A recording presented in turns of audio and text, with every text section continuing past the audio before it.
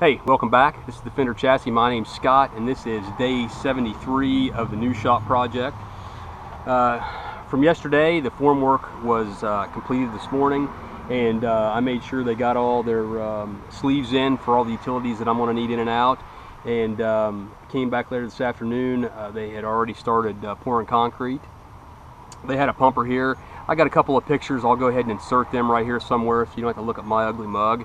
And anyway, make this quick. I'm just going to take you around, let you look at what got done. It's not anything more than what you saw yesterday, except the top of the forms has got concrete on them now. So we'll start here from the back side of the building, opposite the road, and you can see they did all the anchors, and they didn't have any problems with the forms or anything of that nature. No blowouts. One thing that surprised me was that there was they didn't use a concrete vibrator. They had guys ahead of the guy controlling the hose for the pumper, and they went ahead of him. He actually, one thing I was also interested in was how far they dropped the concrete, and actually what they did was he worked the hose from the top of the form and just let it flow down through the forms. So it was only dropping a foot or two.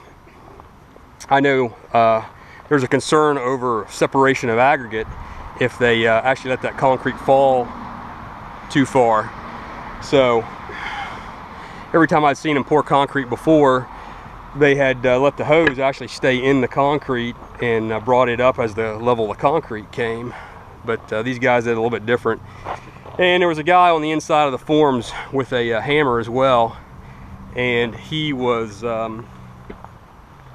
tapping the forms to make sure that there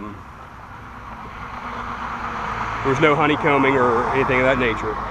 And I talked to him about that and asked him, you know, what to expect, and he said, you know, there's going to be spots where there is actually some air pockets. He said, but he said that'll be pretty small, just small air holes. So I'll be interested to see what it looks like when the forms come off tomorrow. Now, one other thing I want to talk about, you know, we've got the water line comes in from over there, and we're going to bring it over here to this corner, which will be underneath of where the office space will be. But I got an idea from a guy on GarageJournal.com, and what he suggested was that I run another line underground from there over to that opposite wall and use that to wash cars. And you know, I think that's a really good idea, and I think I'm going to go ahead and do that. And you know, there's really no cost to that. The question is, do I run another water line and then bury it, or do I run like a piece of 2-inch PVC as a sleeve and then run like a piece of PEX or something through it, and that way if there's ever a problem with it, you know, I can pull a new water line. Anyway, those are decisions that don't have to be made for another month yet, or have to be made within that month. Anyway, hey, listen, I appreciate you guys watching. Don't forget to comment, like, subscribe, and I'll see you on the next update. Thanks for watching.